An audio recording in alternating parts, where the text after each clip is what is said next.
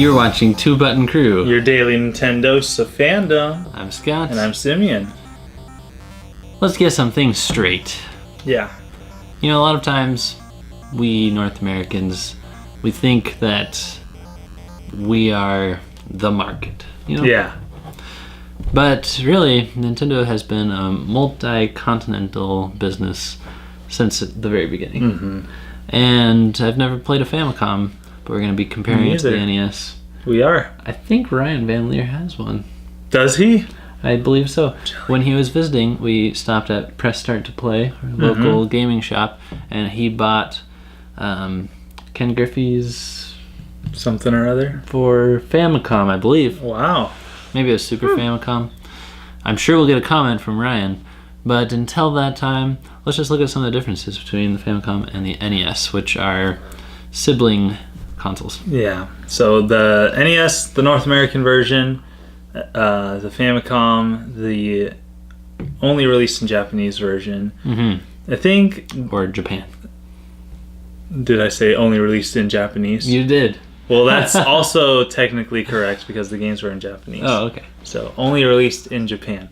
North Americanese has yet to be announced as a language. So the first thing that I think of when I think of the difference between the Famicom and the NES are the controllers. What if we made a language, Simeon? Because English kind of stinks. Yeah, but I don't know. Maybe we could call it Phonetica or something, and just make a language that makes sense. Yeah.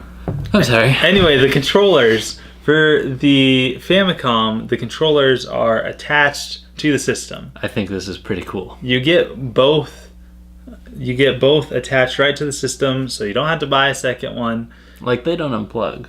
Yeah, they're attached to the system. But here's the downfalls to that. Okay, first of all, I'm starting to think of the downfalls. The cord length is a lot shorter on the Famicom. It does have a microphone for games like Legend of Zelda. I'm not sure what other games it was used in, but think about if the controller breaks. I know. That is the worst. You know what happens to buttons and stuff? Yeah, or the cords. Like back then, like I have an NES controller that I plugged in the other day, and it didn't work because the cord was all messed up. Like, great, now half my system is trash. Yeah, you can only play with player 2 or whatever. That's not good. I'm sure they did repairs and stuff. Oh, I'm sure.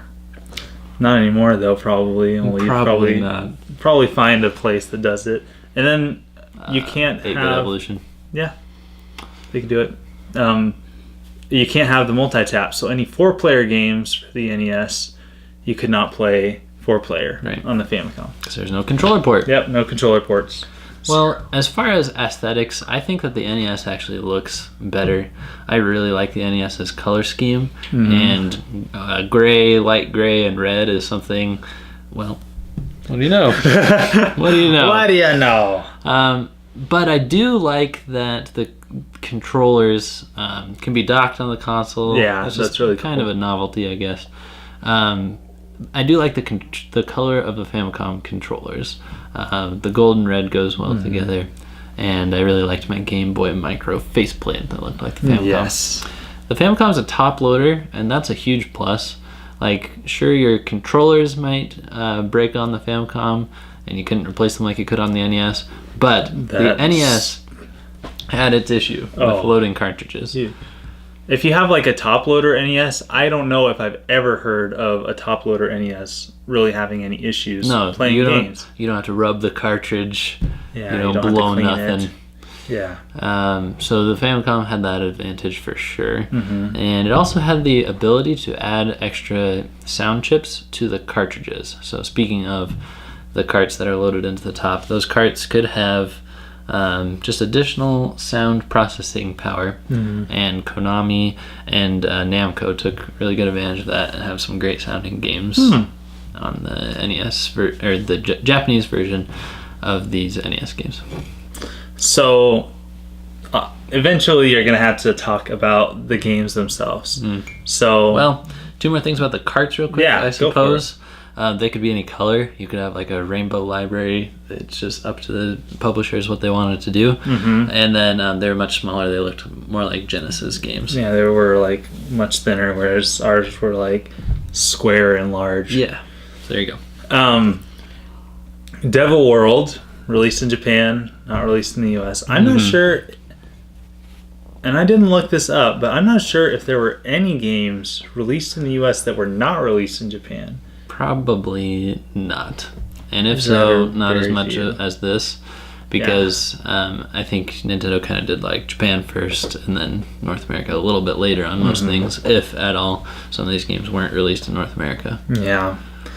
Devil World with, the pointy guy. You see him in Smash Bros. Don't think we missed much. Mysterious Murasame Castle, which is like almost like a Legend of Zelda game. I'm pretty intrigued by that one. Now, apparently there was some sort of virtual console release of that. Okay. I think on the 3DS. That's coming back to me, yes.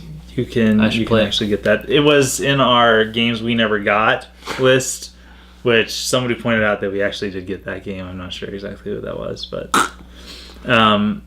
we're frauds. Really weird game, All Night Nippon Super Smash Bros. Or Super Mario Bros. Have you heard of this game? No. Okay, it's Super Mario Bros., but they took out some of the enemies. Well, first of all, some of the stages that were originally in the daytime, they made them at nighttime. And they took out some of the enemies and put in the faces of people who were on the radio, who did this radio show. So they have like a bald guy with glasses coming out of the pipe to kill you. Oh. And so we didn't get this Mario game. Okay. It's wow. Shin Onigashima, which you did good on that. Oh, well, thank you. I really like the music that they took from this game and they put it in Super Smash Bros. Brawl. Okay. But we never got a version of this game because it's a text-based adventure. Whew. And you'd have to translate it all into English. That would have to be some good music, wouldn't it? Yeah, it would. Mother, we didn't get in the U.S. Fire Emblem, the original, we never got in the U.S. Crazy. And Joy Mech Fight, which was kind of like a weird early fighting game / Mega Man game. Yeah. For the Famicom that we never got. And the games that both regions shared had some very slight differences. I just pulled one example that in a lot of cases the Japanese version could be harder. So in Super Mario Bros. 3 it's actually a little bit more challenging on the Famicom because if you're wearing, you got the mushroom and now you have a costume, if you get hit with the costume, you poop out the costume. You poop it out. Poop it out. Uh-huh. And then you go down to Tiny Mario. Oh, okay. So that's like the original Mario. Like if you had Fire Flower, that is hard. That would be extremely difficult. Yeah. I definitely prefer the 3-step progression up and down. And down. So, me too. And then probably one of the most interesting differences between these consoles is how well they sold. Famicom, we did 19 million in Japan and 34 million in North America for the NES. Yeah, that's a pretty big difference. I mean, obviously North America has more people than Japan does, but still, it took off very much so here in the US. So which one do you like better, Simeon? I'd probably, even with all the games, even with the Famicom having colorful cartridges and actually working nowadays still probably. Yeah. I think I'm going to have to go with the NES.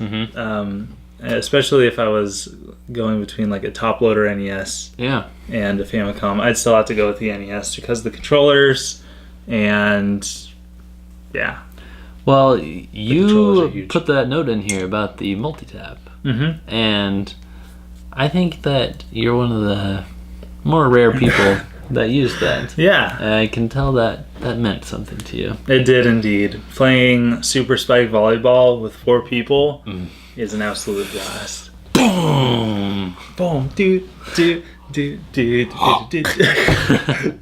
Don't die. Don't die. Okay. One just random comment about the multi-tap. Ninja Turtles 2, the arcade game. Yeah. was still only 2-player, even if you had a multi-tap. What idiot thought of that? The arcade version, you could play as 4 players. Wow. The NES version, not so much. I still like the NES version better, but stupid. Well, I think we've all learned something today. Thanks for watching and for joining us and being part of the crew. Don't forget to hit that big red subscribe button that matches both consoles and become part of the crew. We'll see you next time. Signing out.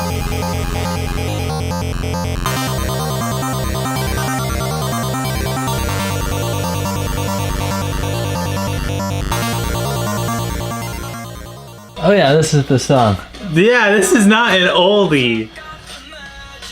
In me, exactly how I've been singing it.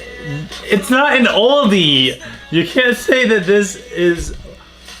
Well, this will never be an oldie. This is going to fade out of existence. Magic, magic, magic, magic.